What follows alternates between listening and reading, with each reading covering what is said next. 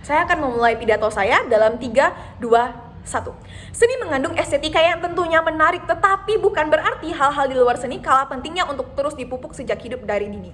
Tim pemerintah gagal membuktikan bahwa bagaimana seni ini terus menjamin kehidupan, bagaimana seni selamanya tetap menjadi acuan kebahagiaan, dan hanya selalu berfokus bahwa orang tua memiliki tanggung jawab untuk memaksimalkan potensi anaknya yang bahkan pada kenyataannya itu hanya memberikan tekanan tersendiri, bukan Dewan Juri yang terhormat? Sadar atau tidak sadar, kewajiban ini justru menjadi bumerang tersendiri. Tujuan seni yang dikatakan pemerintah tadi untuk bertahan menjadi tidak terpenuhi. Yang tadinya seni menjadi media pelarian diri menjadi kesenangan, malah menimbulkan sifat traumatis karena ada tekanan yang justru malah berbahaya dan tidak menimbulkan keuntungan sama sekali pada akhirnya.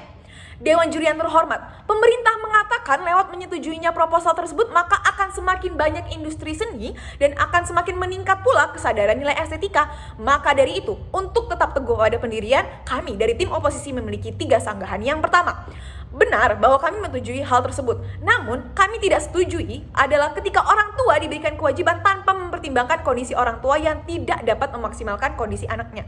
Hal tersebut sangat jelas pada status quo. Orang tua yang memiliki anak berbakat di bidang seni belum tentu memiliki latar belakang di bidang seni pula.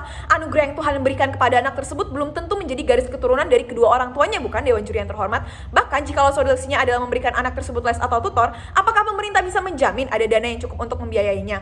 Untuk membeli gitar atau keyboard, bahkan mic juga untuk menunjang potensi anak saja juga membutuhkan uang yang tidaklah sedikit, bukan?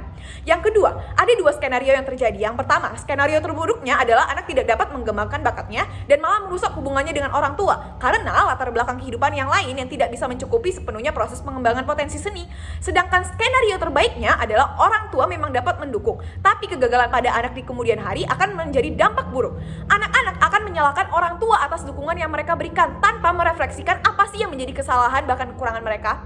Bahkan dengan skenario terbaik sekalipun di mana orang tua dapat mendukung dan memfokuskan anaknya ke seni, orang tua akan memberikan ekspektasi yang besar untuk anak-anaknya.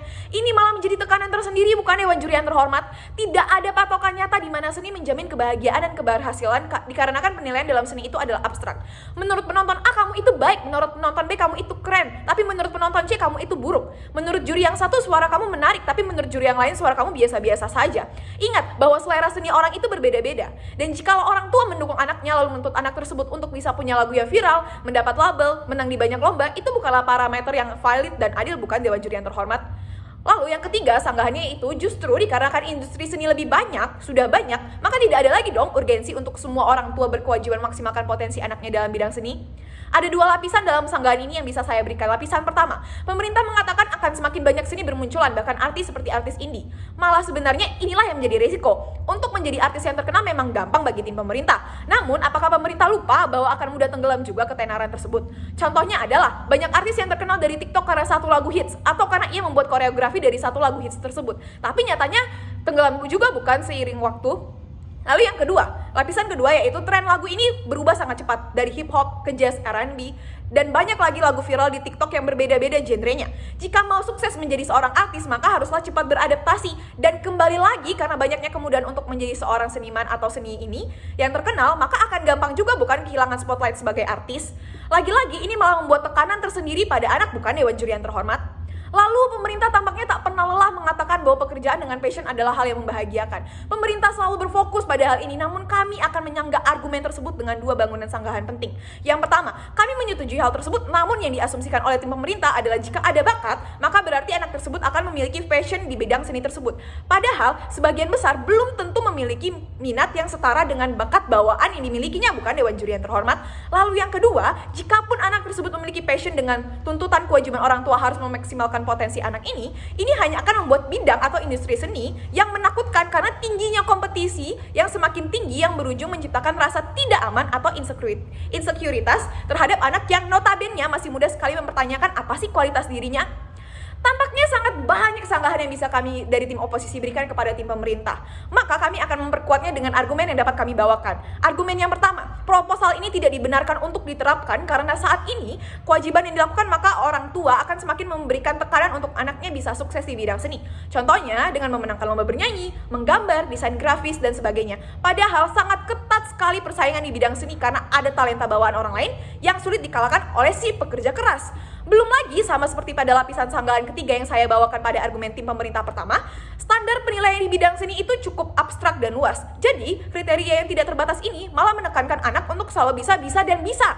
Seni yang harusnya bisa membahagiakan malah menjadi ketakutan, bukan Dewan Juri yang terhormat? Yang kedua, MOS ini tidak dapat menyelesaikan masalah. Kembali saya tegaskan, anak-anak ini dituntut untuk jadi sempurna dalam mengembangkan potensi dirinya.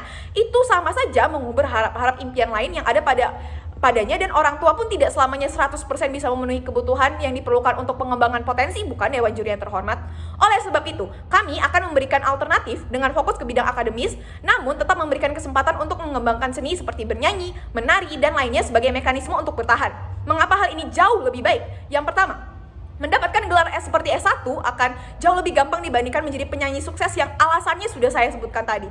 Tidak selamanya terkenal atau tidak selamanya penyanyi tersebut atau artis tersebut mendapatkan spotlightnya. Tidak selamanya genre akan sama, dan sangat luasnya aspek penilaian seni yang abstrak ini hanya menjadi kebingungan dan tekanan sendiri. Yang kedua, lapangan pekerjaan di sektor konvensional lebih banyak karena sudah ada banyak program dari pemerintah seperti kartu prakerja, pembukaan lapangan pekerjaan oleh investor asing, dan sebagainya. Bahkan belajar berpikir kritis dan hidup akan semakin terpupuk dan dirasakan lewat hal ini. Dan yang ketiga, yaitu yang terakhir, jikalau anak-anak tidak bisa sukses seperti menjadi CEO atau manajer, itu bukanlah perkara, karena setidaknya mereka mendapatkan kebahagiaan dari seni sebagai hobi mereka dan sebagai mekanisme mereka dalam bertahan untuk hidup. Dewan Juri yang saya hormati, kami sangat optimis bahwa proposal yang diberikan oleh tim pemerintah tidak dapat dilaksanakan, dan kami tetap percaya bahwa kebahagiaan anak adalah hal utama. Dan ingat, tuntutan orang tua untuk bertanggung jawab kepada anak hanyalah menjadi hal buruk di kedepannya. Kita tidak tahu apa yang terjadi selanjutnya, apakah orang tua bisa terus mendukung dengan finansial dan sebagainya karena kejadian ekonomi yang melanda tiba-tiba. Oleh sebab itulah kami tetap percaya bahwa hal ini tidak seharusnya dilakukan dan proposal ini tidak sebaiknya dibenarkan. Maka dari itu kami bangga menjadi tim oposisi. Terima kasih, saya kembalikan ke moderator.